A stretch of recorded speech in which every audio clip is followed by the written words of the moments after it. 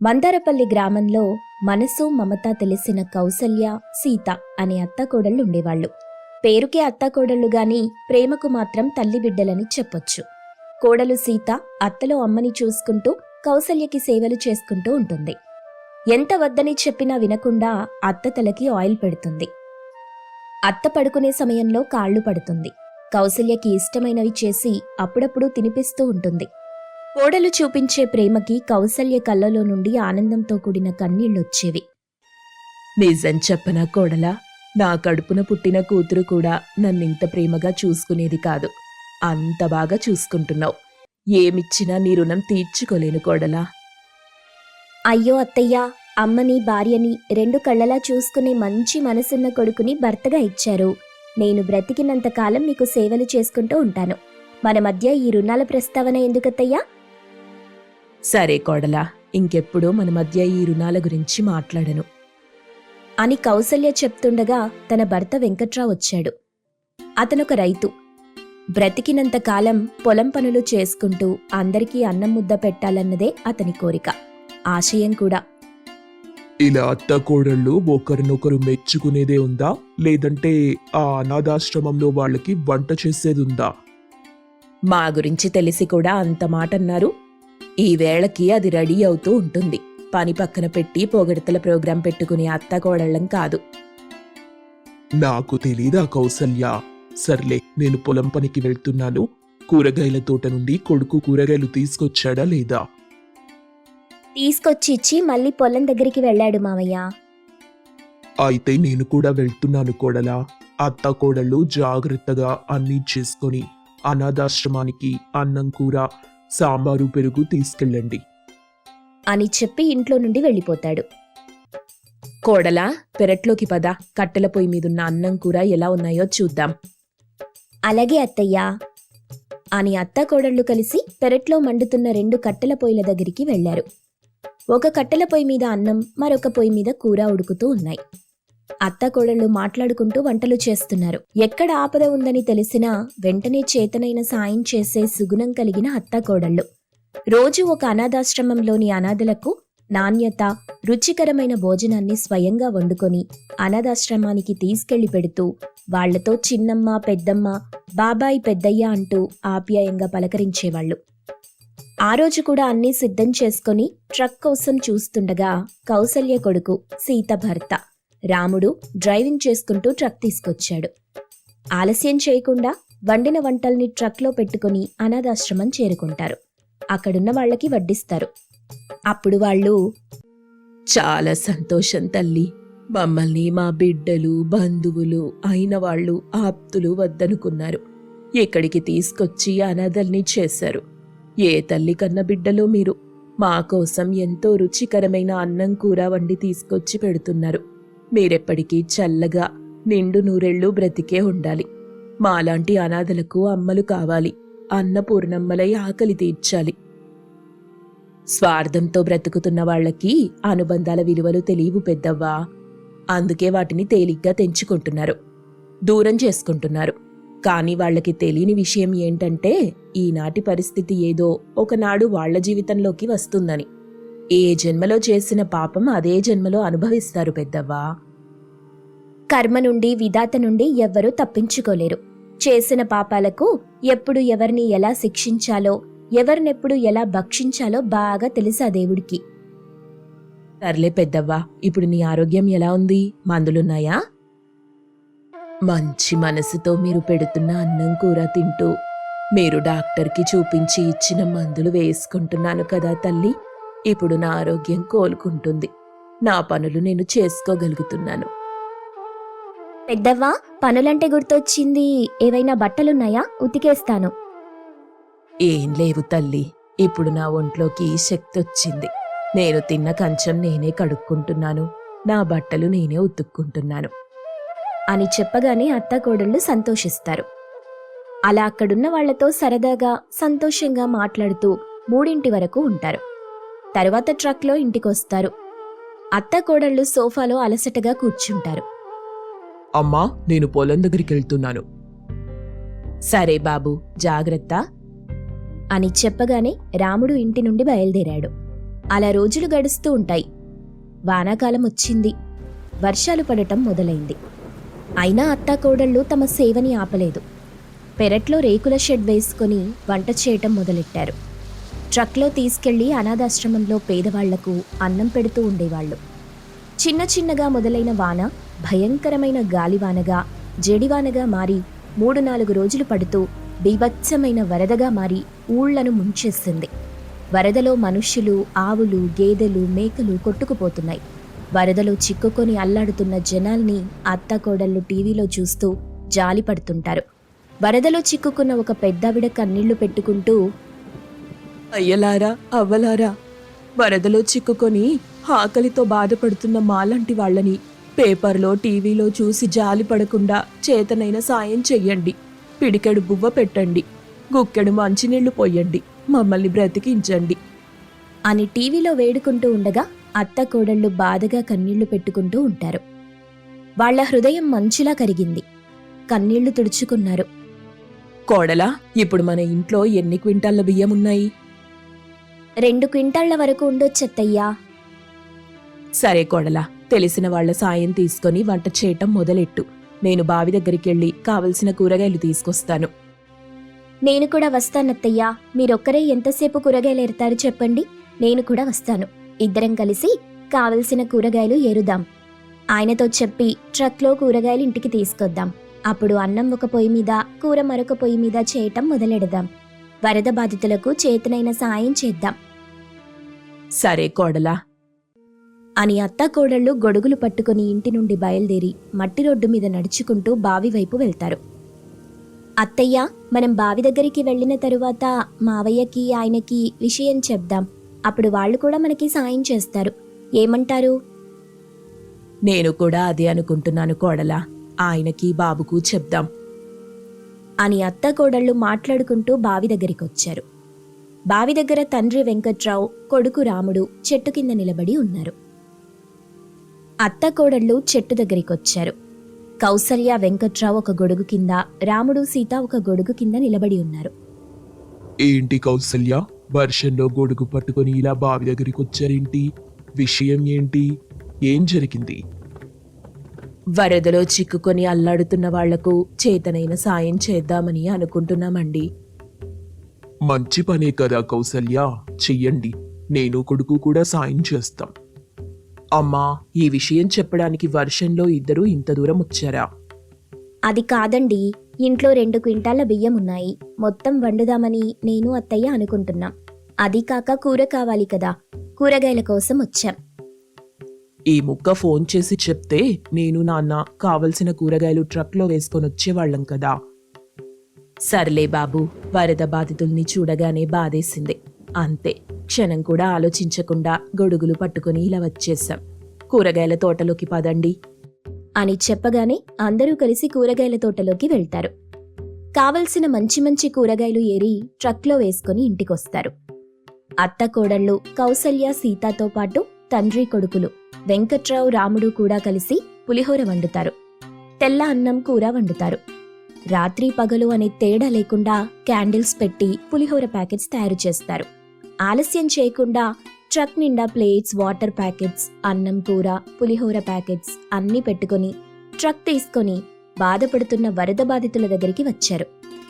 అమ్మలారా, అయ్యలారా, వరదలో అయిన వాళ్లతో పాటు అన్నింటినీ పోగొట్టుకుని దుఃఖసాగరంలో ఉన్న మిమ్మల్ని ఓదార్చడం అనేది మా అత్తాకోడళ్ళకి సాధ్యం కాదు. కాని మీ ఆకలి తీర్చగలం. ఇలా రండి, పులిహోర ప్యాకెట్స్ తీసుకోండి అని చెప్పి అత్తకోడళ్ళు వరద బాధితులకి పులిహోర ప్యాకెట్స్ని, నీళ్ల ప్యాకెట్స్ని పంచుతుంటారు. వాటిని తీసుకొని వరద బాధితులు తింటుంటారు. కొంతమందిని కూర్చోబెట్టి ఆకుల్లో అన్నం కూర పెడతారు. సంతోషంగా తింటారు వాళ్ళు. కడుపు నిండా తినండి, ఇంకా మీకు తెలిసిన వాళ్ల కోసం కావలసిన ఆహారం తీసుకెళ్ళండి. కనీసం ఎక్కడున్నారో చెప్పండి, మేము వెళ్లి వాళ్లకి అన్నం పెడతాం. ఇంతలో వాళ్లకు వరదలో నడుస్తున్న నిండు గర్భిణి కనిపిస్తుంది. అత్తకోడళ్ళకి జాలేస్తుంది. కౌసల్య, సీత గబగబా ఆ నిండు గర్భిణి సుశీల దగ్గరికొచ్చారు. అయ్యో తల్లి, నీ వాళ్ళెవరూ లేరా? ఎవ్వరూ లేరు పెద్దవ్వా, అందరూ వరదలో కొట్టుకుపోయారు.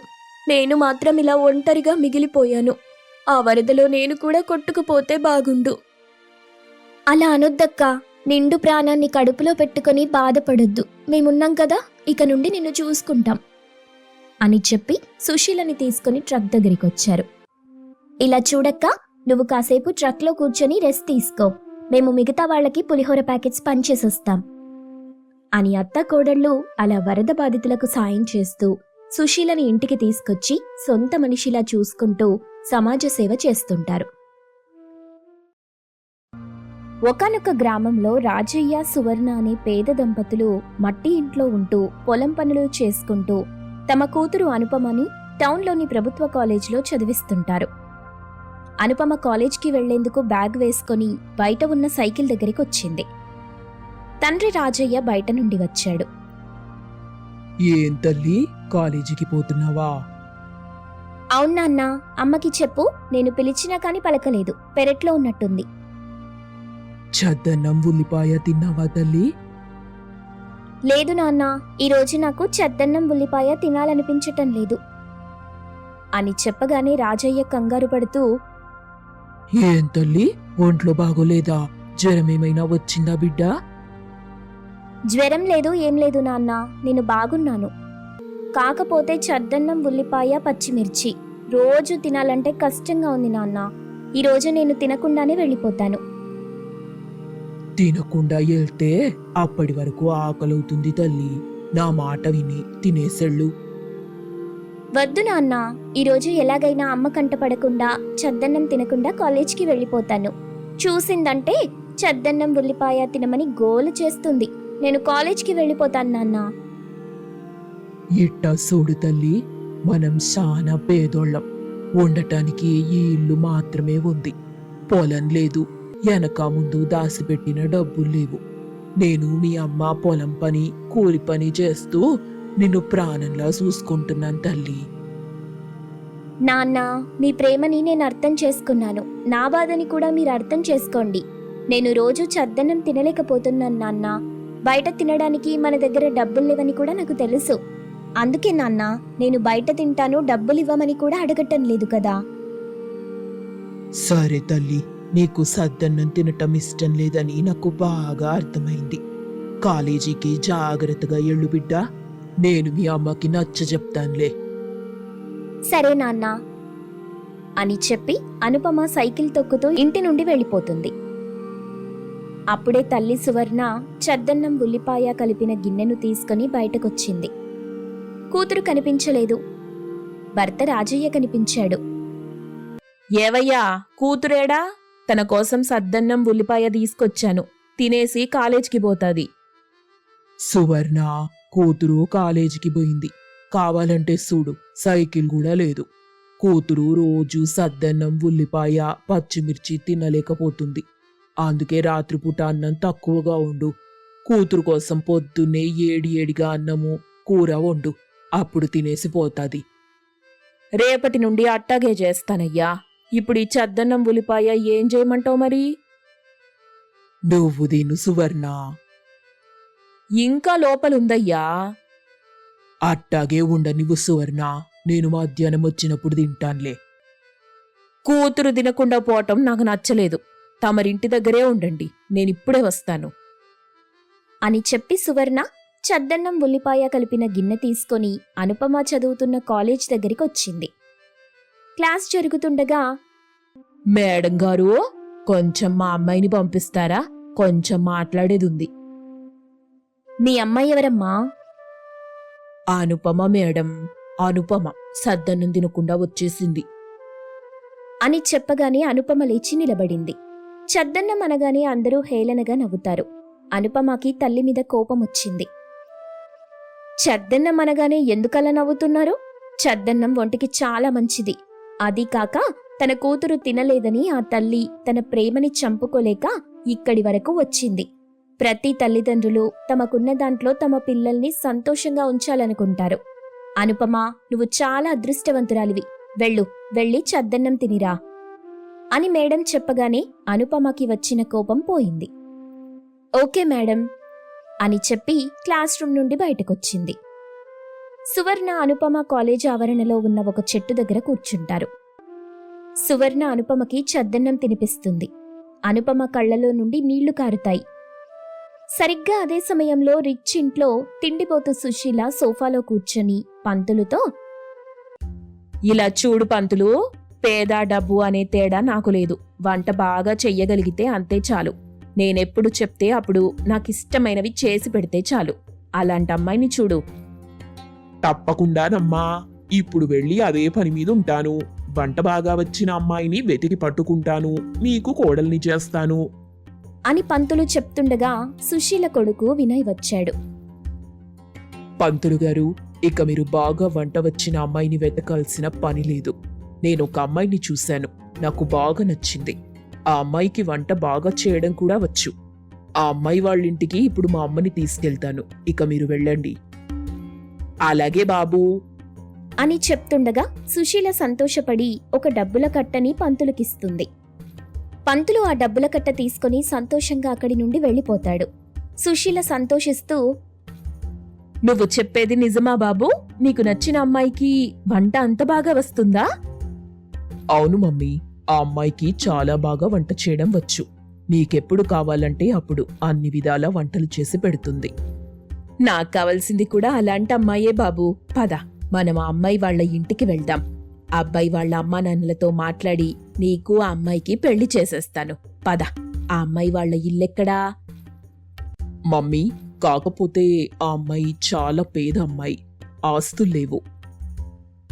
వినయ్, లెక్కకు మించిన డబ్బులు మన దగ్గరున్నాయి. మనకు కావలసింది నిన్ను నన్ను బాగా చూసుకునే అమ్మాయి, అంతే. ఆ అమ్మాయి పేదదైతే మనకేంటి బాబూ? పద, మనం ఆ అమ్మాయి వాళ్ళ ఇంటికి వెళ్ళి మాట్లాడి మన ఇంటికి తెచ్చుకుందాం. అని వినయ్ని తీసుకుని కారులో బయలుదేరింది సుశీల. సువర్ణ తినిపించడం అయ్యాక ప్రేమగా, జాగ్రత్తగా వెళ్ళమ్మా, నేను కాలేజ్ అయ్యాక ఇంటికొస్తాను సరే తల్లి, బాగా చదువుకొని ఇంటికొచ్చేయి అని చెప్పి సువర్ణ వెళ్ళిపోయింది. కార్లో వినయ్ సుశీల కలిసి రాజయ్య ఇంటికొచ్చారు. రాజయ్య వాళ్ళని ఇంట్లో కూర్చోబెట్టాడు. ఇంతలో సువర్ణ వచ్చింది. సుశీల వినయ్లు వచ్చిన విషయం చెప్తారు. రాజయ్య సువర్ణలు చాలా సంతోషిస్తారు. తమ కూతురు అనుపమని వినయ్కిచ్చి పెళ్లి చేయడానికి ఒప్పుకుంటారు. సుశీల వినయ్లు సంతోషంగా వెళ్ళిపోతారు. ఆ రోజు సాయంత్రం అనుపమ కాలేజ్ నుండి ఇంటికి రాగానే తల్లిదండ్రులు పెళ్లి గురించి చెప్తారు. నేను అబ్బాయిని చూడలేదు కదా నాన్నా. గొప్ప డబ్బున్నోళ్ళు తల్లి. ఆ అబ్బాయి నిన్ను ఎక్కడో చూశాడంట. నువ్వు నచ్చావని నిన్ను పెండ్లి చేసుకోవడానికి వచ్చాడు. 2 రోజుల్లోనే పెళ్లి. రోజు అత్తారింట్లో ఉంటావు అని చెప్పి కన్నీళ్లు పెట్టుకున్నాడు. 2 రోజుల్లో వినయ్ అనుపమల పెళ్లి ఘనంగా జరుగుతుంది. అనుపమ రిచ్చింట్లో కోడలిగా అడుగుపెట్టింది. తిండిపోతు సుశీల ఆలస్యం చెయ్యలేదు. అనుపమకి వంటలు చేయమని చెప్పింది. కోడలా, కిచెన్లోకి వెళ్లి క్షణం కూడా ఆలస్యం చేయకుండా 25 ఇడ్లీలు, 25 పూరీలు, 25 దోశలు, 25 వడలు, ఇలా మిగిలిన టిఫిన్స్ అన్నీ చకచకా చేసి తీసుకురా. నాకు బాగా ఆకలిగా ఉంది. వెళ్ళు కోడలా, వెళ్ళి చెయ్యి అని చెప్పగానే అనుపమ ఆశ్చర్యపోతుంది. వామ్మో, 25 ఇడ్లీలా, 25 పూరీలా, 25 దోశలా? అయ్యో అత్తయ్య, నాకసలు వంట చేయటమే రాదు. మా ఇంట్లో నేను చద్దన్నం ఉల్లిపాయ తినేవాళ్లం. అది కావాలంటే చేసి తీసుకొస్తాను అని చెప్పగానే సుశీల కోపంగా చూస్తుంది.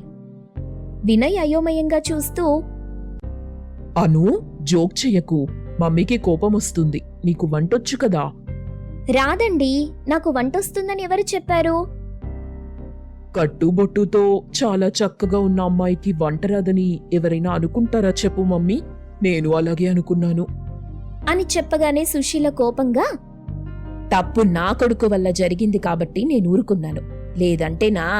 ఇలా చూడుకోడలా, నువ్వు యూట్యూబ్ చూసి నేర్చుకుంటావో, వంటల పుస్తకం చూసి నేర్చుకుంటావో నాకు తెలీదు. కానీ నువ్వు మొత్తం వంటలన్నీ నేర్చుకోవాలి అని చెప్పి ఫోన్ తీసుకుని అక్కడి నుండి వెళ్ళిపోతుంది. అలా రోజులు గడుస్తూ ఉంటాయి.